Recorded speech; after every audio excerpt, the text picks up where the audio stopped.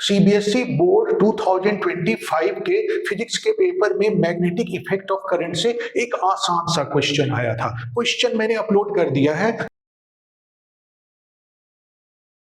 तुम इसे खुद सॉल्व करने की कोशिश करो और मैं भी अपना सॉल्यूशन अपलोड कर देता हूं जिसे तुम चेक कर सकते हो।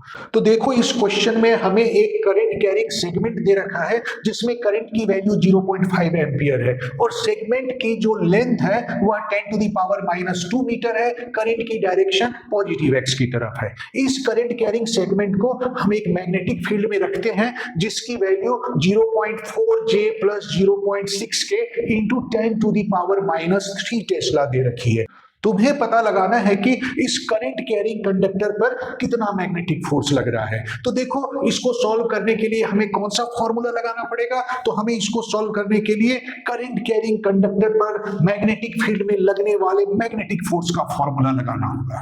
तो फोर्स का फॉर्मूला होता है F vector = I × L vector cross B vector. तो सबसे पहले हम L vector cross B vector की वैल्यू निकालते हैं, तो उसके बाद हमें फोर्स वेक्टर की वैल्यू पता लग जाएगी।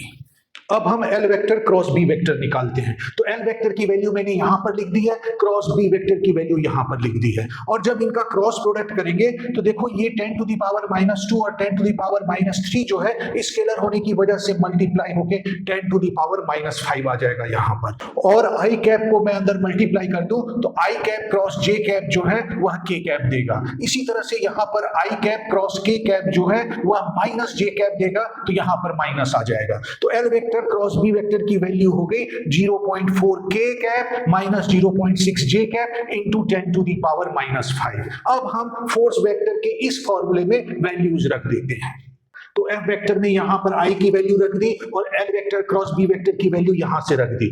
अब अगर इसे हम मल्टीप्लाई करेंगे तो देखो, इसे 5 × 10⁻⁻1 लिख सकते हैं। तो 10⁻⁻1 इस 10⁻⁻6 से मल्टीप्लाई होकर 10⁻⁻6 देगा और यहां पर 5 बचा। इस 5 को अगर मैं अंदर मल्टीप्लाई कर दूं तो ये हो जाएगा 2K कैप - 3J कैप।